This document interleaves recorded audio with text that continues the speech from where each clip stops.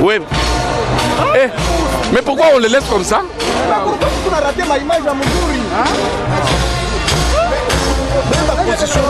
Non, non, non, non. Ule muzungu ule. Ule muzungu. Bawili bale.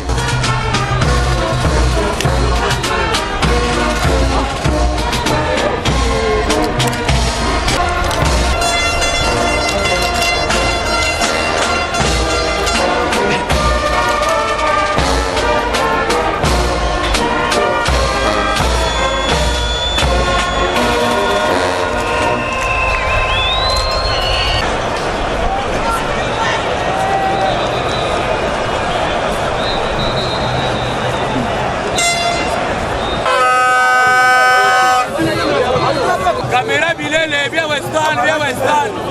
Caméraman la forme. Caméraman la forme. Fatigué.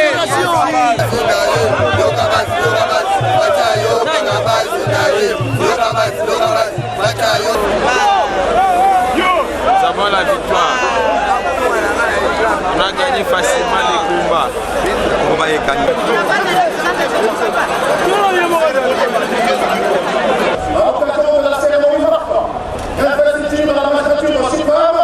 Du nouveau chef de l'État. Je vous invite à passer les troupes à l'inspection. Commandant troupe, le général républicain. Fils de là. Si vous voulez, sauvez ça. Bananayo, Fatimela, Segura, Segura, Fatine Magola, Fatine Président. Et si président à 100%. Et où sera 100%? Nous ne connaissons pas mal.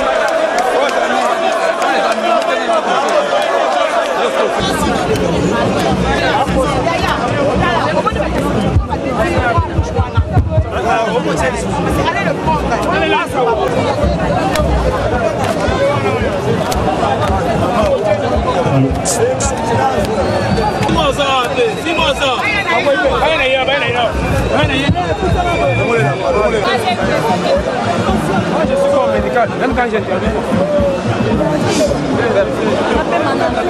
Ça va plus loin, on a ça.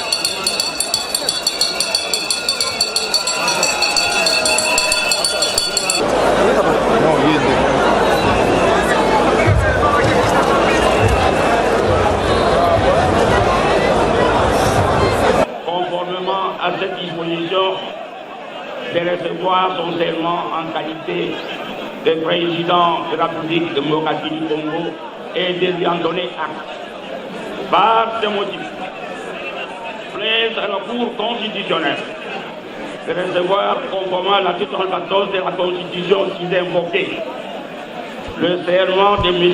Félix Tshisekedi Tshilombo en qualité de président de la République démocratique du Congo et lui en donner acte.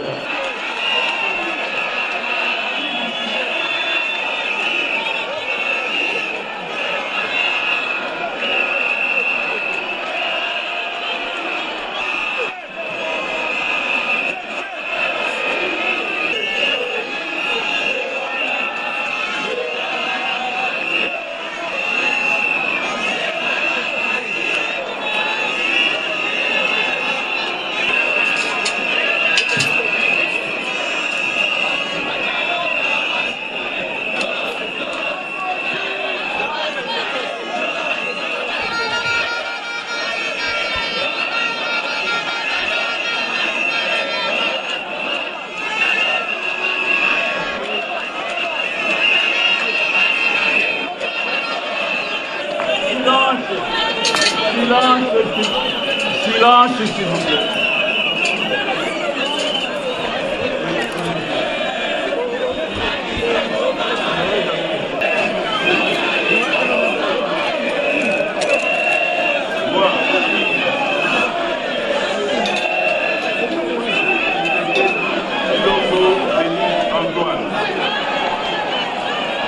Élu président de la République démocratique du Congo.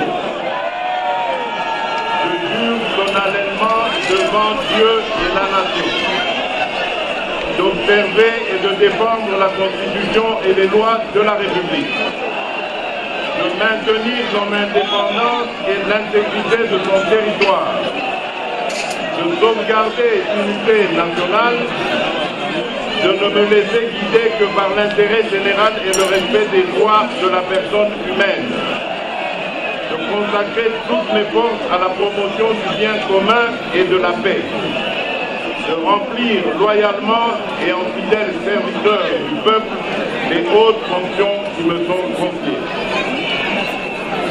La Cour donne acte de votre prestation de serment en qualité de président de la République démocratique du Congo et vous présente ces très sincères félicitations.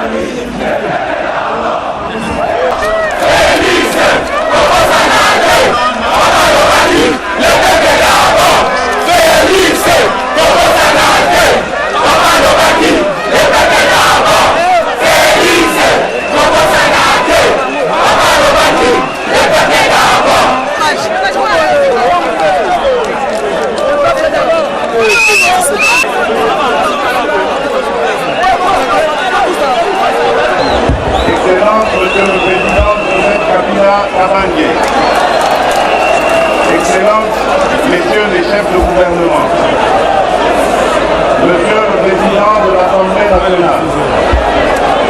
Monsieur le Président du Sénat, Monsieur le Président de la Cour constitutionnelle, Monsieur le Président de la Cour de cassation, Monsieur le Président du Conseil d'État, Mesdames et Messieurs les députés, Mesdames et Messieurs les sénateurs, Mesdames et Messieurs les chefs de missions diplomatiques et représentants des organismes du système des Nations Unies, Mesdames et Messieurs les présidents des regroupements des partis politiques, Mesdames et Messieurs les représentants des organisations syndicales et confessions religieuses, autorités locales et coutumières, distingués invités, tous en vos qualités, rangs et grades respectifs. Chers compatriotes, ce jeudi 24 janvier 2019 est un jour historique. C'est un jour rêvé par tous les acteurs qui ont porté notre beau pays dans ce qu'il avait de noble, tout en éveillant nos consciences. Un grand jour pour notre volonté commune de franchir ensemble les rivages de notre destin. Nous ne célébrons pas la victoire d'un camp contre un autre. Nous honorons un Congo réconcilié. La République démocratique du Congo que nous formons ne sera pas un Congo de la division, de la haine ou du tribalisme.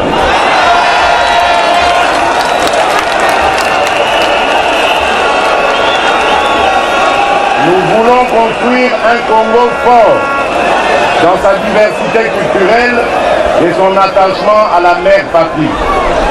Un Congo tourné vers son développement, dans la paix et la sécurité. Un Congo pour tous, dans lequel chacun mérite sa place. Si cette étape de la transition démocratique peut être considérée comme l'aboutissement d'un combat, nous devons aussi y voir l'horizon d'une ère nouvelle. Sans aucun doute, le commencement d'un autre combat dans lequel nous voulons engager tout le peuple congolais, le combat pour le mieux-être de chaque citoyenne et citoyen de ce beau pays. Chers compatriotes, 59 ans après notre indépendance, le peuple congolais réalise par son engagement démocratique une transition du pouvoir entre un président élu sortant et un président élu entrant. Nous tenons à exprimer pour la première fois devant vous notre reconnaissance au peuple congolais de nous avoir accordé à travers son suffrage ce grand honneur. Cette confiance sera pour nous un soutien indispensable dans l'exercice de nos hautes responsabilités. Nous nous engageons donc à nous conformer scrupuleusement à nos obligations constitutionnelles susdites. Excellences, Messieurs les Présidents, distingués invités, Excellences, Mesdames et Messieurs, chers compatriotes, le peuple congolais a fait de chacun d'entre nous des citoyens fiers de leur histoire et dignes dans la souffrance de leur combat quotidien. À cet instant où une partie de l'aboutissement de ce combat prend toute sa dimension historique, notre peuple, ce vaillant peuple combatif, n'a jamais perdu espoir. Notre force collective réside dans notre attachement aux valeurs universelles de paix, d'un état de droit au service de chaque citoyen. Nous tenons à rendre hommage à tous nos héros, tous nos martyrs, à nos compatriotes qui sont tombés sur le champ d'honneur pour la cause de la démocratie et de l'alternance. Par reconnaissance à leur sacrifice, nous vous prions de vous lever et d'observer 1 minute de silence en leur mémoire. Je vous remercie. Chers compatriotes, ce moment inédit de notre histoire est aussi un instant privilégié pour célébrer différents acteurs présents et passés qui ont contribué à l'avènement de cette transition démocratique. Nous pensons tout d'abord au président Joseph Kasavubu, réputé pour sa droiture et sa gestion saine des deniers publics. Ensuite, au Premier ministre Patrice Emery Lumumba, qui déclara, je cite, « Pour la dignité de l'Afrique, j'accepte la mort ». Oui, au président Joseph Désiré Mobutu, déterminé dans la recherche de l'unité du peuple congolais et l'affirmation de notre authenticité. Enfin, au président Laurent Désiré Kabila, particulièrement attaché à l'idéologie de ne jamais trahir le Congo.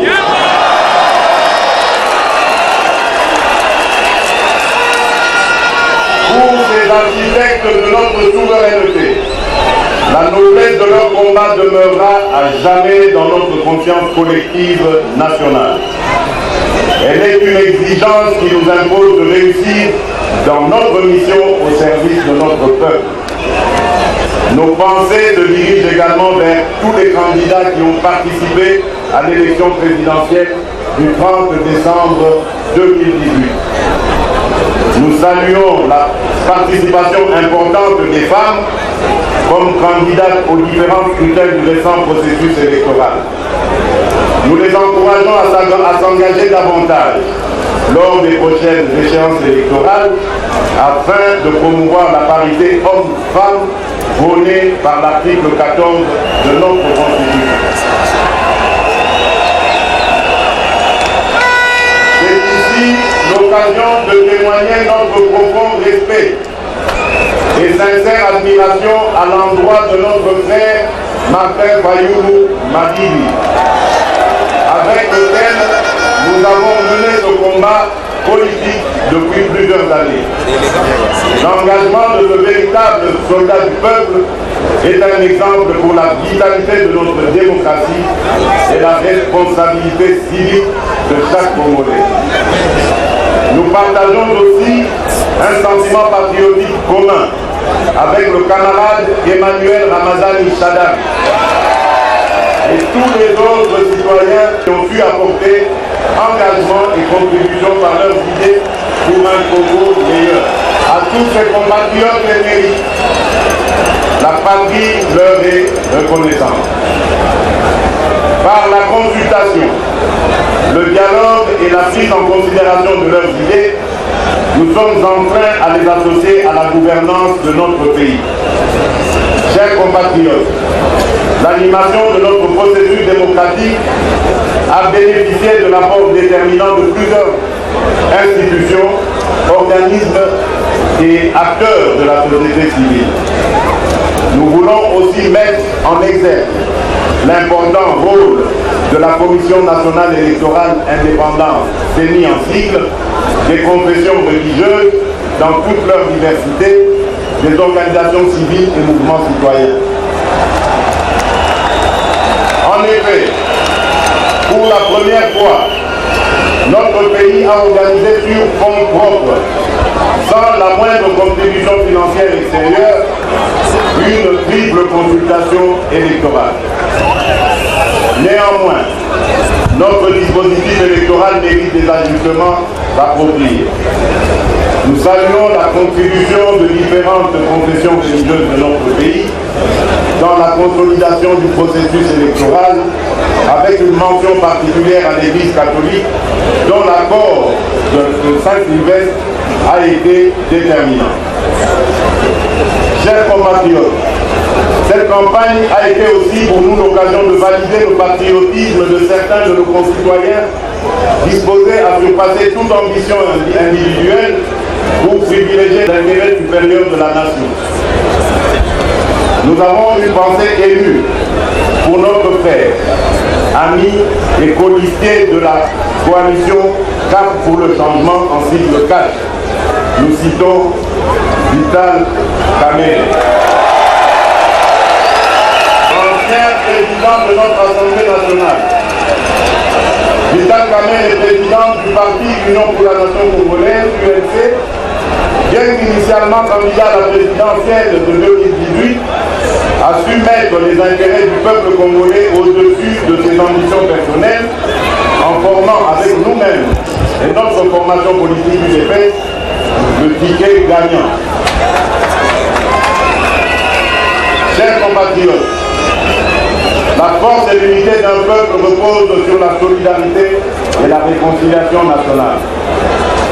Aussi, dans le cadre d'une action concertée, nous entendons engager le gouvernement et toutes les autorités coutumières de notre pays à œuvrer pour la paix et la tolérance en vue d'une cohabitation pacifique entre nos différentes communautés. Par ces vertus, l'épisode douloureux des conflits tribaux et locaux qui ont endeuillé notre pays ne sera qu'un lointain et triste souvenir. Outre nos citoyens civils, les premiers garants de notre cohésion nationale sont nos forces de défense et de sécurité qui assurent un rôle primordial dans la protection et l'intégrité du territoire ainsi que dans celle des personnes et de leurs biens. Nous leur offrirons un cadre de travail digne de leur mission pour en faire une institution véritablement républicaine.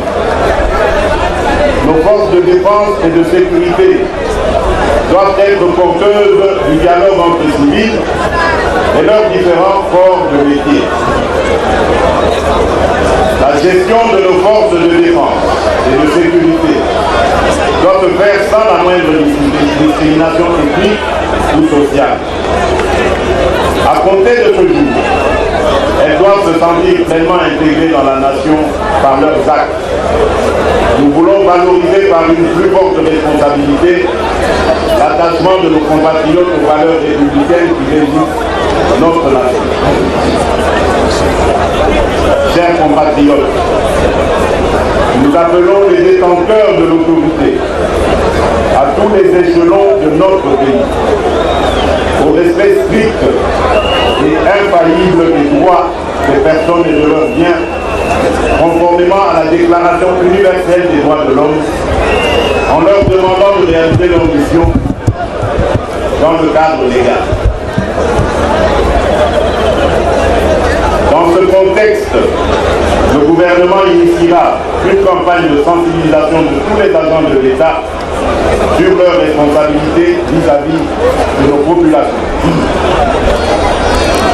Ainsi, le ministre de la Justice sera chargé de recenser tous les prisonniers politiques, d'opinion ou assimilés sur l'ensemble du territoire national en vue de leur prochaine libération. Sous notre mandat, nous veillerons à garantir à chaque citoyen le respect de l'exercice de ses droits fondamentaux.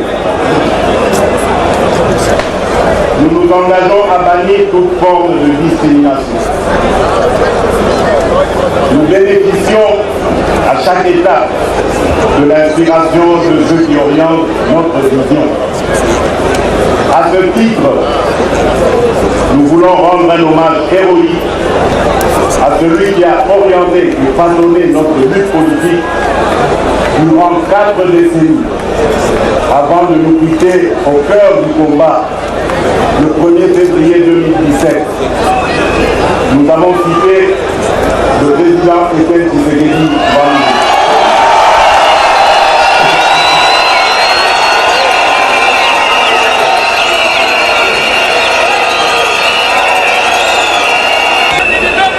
Des questions dont le sort personnel est indéniablement lié à l'histoire contemporaine de notre pays, a su par son charisme, sa rigueur morale, sa ténacité et son dévouement incarner les profondes aspirations du peuple congolais pour la démocratie et le progrès social.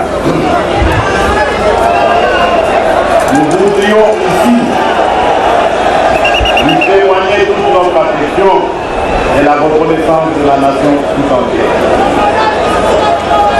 Le président Etienne Tshisekedi nous a inculqué les valeurs de la lutte politique au service de chaque Congolais, quelle que soit son opinion, son origine et son parti. Nous allons appliquer ces enseignements dans nos actes au service de notre peuple. Chers compatriotes, dans le plus grand respect de la tradition républicaine, nous rendons hommage à celui qui aura été l'un des acteurs de la matérialisation de l'alternance démocratique et pacifique. Monsieur le Président Joseph Kabila Kabange,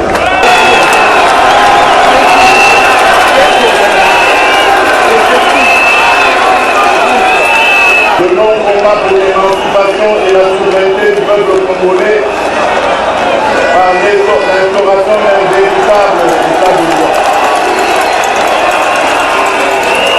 Le long combat pour l'émancipation et la souveraineté du peuple congolais par l'instauration d'un véritable état de droit.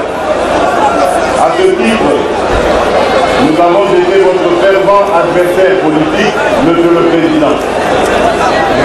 Nous n'oublions rien de nos combats politiques, des moments difficiles traversés. Nous avons vécu au cours des décennies des périodes d'incertitude et d'extrême tension dans un climat politique non apaisé.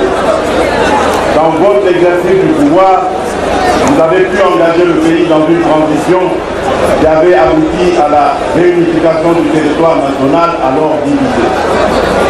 Mais aucun de ces moments n'a pu altérer votre détermination à permettre au peuple congolais de se choisir librement et librement.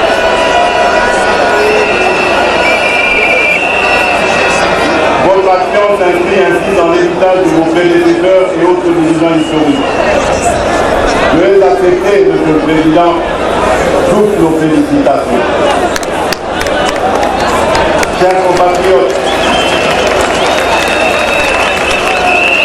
par sa situation géographique et en considération des enjeux géostratégiques de ses richesses naturelles et de son capital humain, la République démocratique du Congo porte une espérance pour l'Afrique et le monde. En effet, avec ses 80 millions d'habitants, ses diverses et innombrables ressources naturelles, son bassin hydrographique riche, sa forêt équatoriale dense, capable d'apporter une solution aux enjeux climatiques, notre pays est un véritable atout pour les pays de la région, pour l'Afrique et pour notre monde.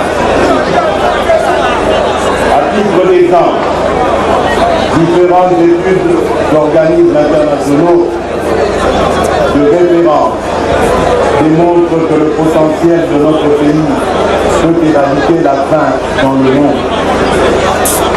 Avec ses 80 millions d'hectares de terres arables, accessibles et ses 40 millions d'hectares de terres utilisables, doté d'un programme agricole innovant, le Congo peut atteindre l'autosuffisance alimentaire et nourrir 2 milliards de personnes en résorbant ainsi 2 fois le déficit alimentaire mondial.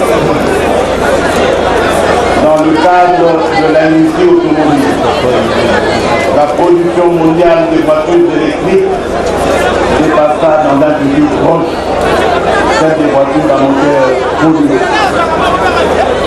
Or, comme vous le savez tous, les matières premières essentielles pour cette industrie sont le cobalt et le lithium, sont le Congo et la première réserve.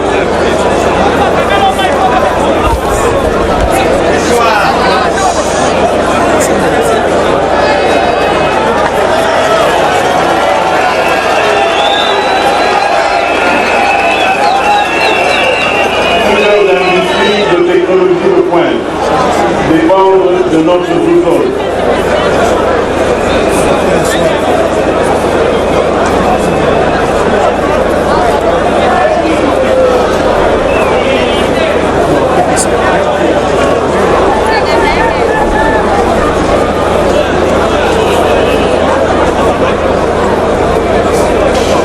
Le bien-être de chaque Congolais est le garant d'une bonne gestion de nos ressources naturelles.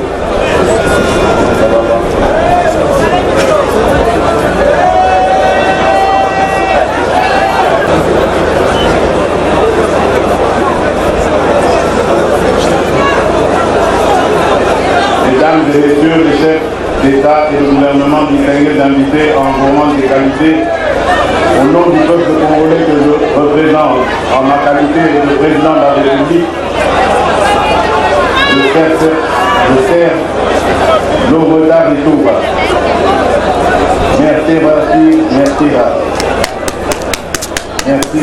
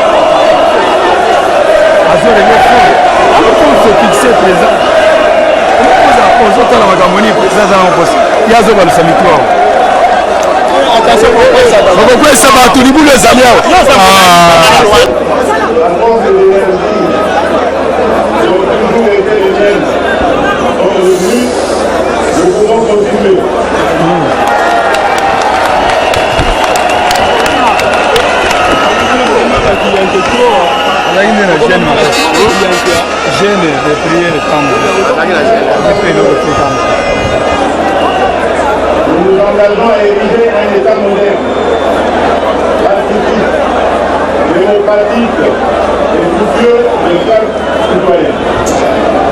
Un État où chaque institution va jouer son rôle dans le cadre du principe de séparation des pouvoirs.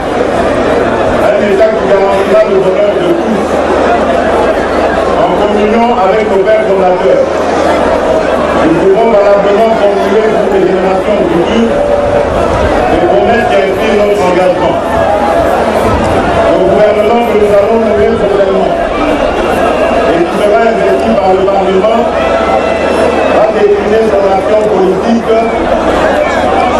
plusieurs priorités.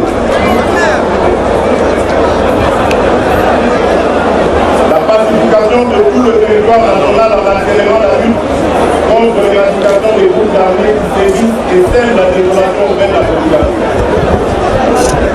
La lutte contre la pauvreté par les actions sociales et une politique de la réhabilitation de la à travers des institutions politiques utilisées et équitables au service de l'emploi, de la l'éducation,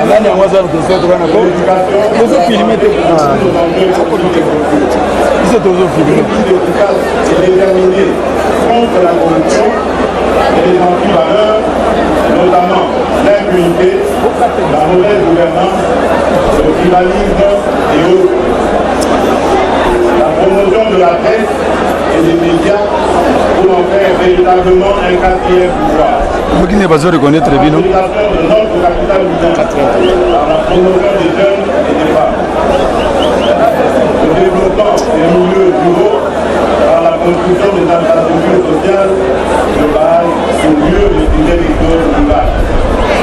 La simplification des procédures administratives dans les secteurs clés de la vie nationale pour favoriser le climat des affaires, le développement du tourisme, la libre circulation des biens et des personnes et l'accessibilité des citoyens à tous les services de l'État.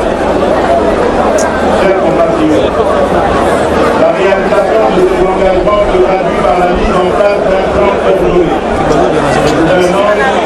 Avec des actions immédiates et déterminantes sur le plan militaire, politique, diplomatique, socio-économique, humanitaire et environnemental.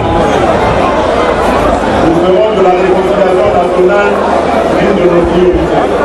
Nous sommes convaincus de l'urgence de mettre en place rapidement une véritable procédure d'écoute et de dialogue dans l'ensemble du pays. En prélude à un forum de réconciliation qui réunira toutes nos forces vives. Chers compatriotes, la paix repose aussi sur la capacité de chaque citoyen à être le pilier de notre système démocratique basé sur un fonctionnement sain et efficace des institutions. Nous sommes favorables à une véritable modernisation de notre système politique. Les formations politiques doivent transcender les clivages ethniques et sociologiques. Les modes de scrutin doivent mieux s'adapter à nos réalités tout en préservant nos capacités financières. Le financement public des partis politiques doit être appliqué. Nous souhaitons que ces objectifs se traduisent par l'adoption d'une nouvelle loi électorale garante de l'équité pour tous les citoyens. Chers compatriotes, à cet instant de célébration de notre engagement, notre pensée profonde va vers les populations de Béni, du Tembo dans le Nord Kivu et du Kasaï central qui continuent à subir des pertes en vie humaine. Nous avons la forte détermination d'éradiquer tous les groupes armés nationaux et étrangers qui continuent à sévir cette partie de la République, plus particulièrement à l'est de notre territoire. Que nos compatriotes de Béni, Butembo et Yumbi soient assurés de notre détermination de devoir remplir leurs devoirs civiques comme prévu par la CENI. Nous devons également l'admettre. L'absence prolongée de l'autorité locale par des élections constitue un véritable frein à la mise en œuvre de nos politiques publiques, notamment en matière d'état civil, d'éducation, de santé, d'assainissement et d'environnement. Le dernier recensement de la population date de 34 ans. Nous avons accepté plusieurs de nos compatriotes ne disposent pas de carte d'identité ou d'état civil. nous comptons engager le gouvernement à réaliser très rapidement un recensement sur tout le territoire. L'information démographique fiable est nécessaire à la planification de notre développement dans l'ensemble du pays, province par province.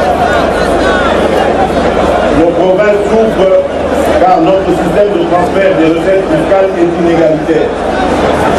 L'alinéa 2 de l'article 175 de la Constitution relatif au principe de la rétrocession à l'article 46 des recettes fiscales aux provinces constitue une source de déséquilibre. Un rééquilibrage est donc nécessaire sur base de critères objectifs applicables à l'ensemble des provinces. Parmi ces critères figure la démographie, le niveau de développement et la capacité de gestion et d'absorption des allocations financières. Renforcer les moyens de nos provinces pourra garantir l'accès du citoyen à une justice équitable et de proximité. Notre pays compte un magistrat pour environ 26 000 habitants. Le déficit fragilise l'équité et l'efficacité de la justice de notre pays, tout en légitimant la défiance des citoyens congolais. Les actes de procédure judiciaire sont parfois rendus en contrepartie de divers paiements pour certains, en dehors de toutes règles établies. La grande majorité des justiciables est désemparée. Un cadre juridique efficace permet de renforcer en premier lieu la lutte contre la corruption, fléau qui dépasse notre pays. Les institutions et ne protègent pas les créateurs de richesses. Nous allons initier une stratégie de lutte contre la corruption dans l'ensemble des lois de l'administration publique. Un accent particulier sera porté sur la lutte contre la délinquance fiscale. Afin de valoriser l'état de droit, nous allons procéder au rassemblement, au renforcement de la sensibilisation au système fiscal. Chaque année, nous subissons entre 16 et 20 milliards de dollars d'évasion fiscale, soit 4 fois notre budget annuel. Nous devons inverser cette tendance. Un mécanisme de guichet unique appelé une simplification des procédures fiscales et douanières seront instituées afin de permettre à l'ensemble de nos acteurs nationaux et étrangers de s'inscrire dans une démarche légale bénéfique pour toutes les parties. Nous comptons d'ouvrir des perspectives nouvelles afin de renforcer la dynamique du développement économique et social de notre nation. Suivant les critères établis par les organismes internationaux, le Congolais est indexé dans la catégorie des citoyens vivant avec un revenu annuel moyen par habitant de $400,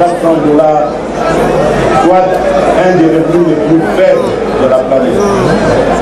Nous devons faire évoluer favorablement ce paramètre pour nos concitoyens. Chers compatriotes, la République démocratique du Congo commence une nouvelle ère de son histoire politique, en adéquation avec ses attentes et son potentiel. C'est une œuvre grandiose de servir son pays. Je le mesure encore plus à cet instant précis. J'invite chaque Congolaise et chaque Congolais à contribuer à l'édification et au développement de notre pays. Le chantier de construction de la République est immense. Votre implication en sera une réussite collective. Mesdames et messieurs les chefs d'État et de gouvernement, distingués invités en vos rangs et qualités, au nom du peuple congolais que je représente, en ma qualité désormais de président de la République,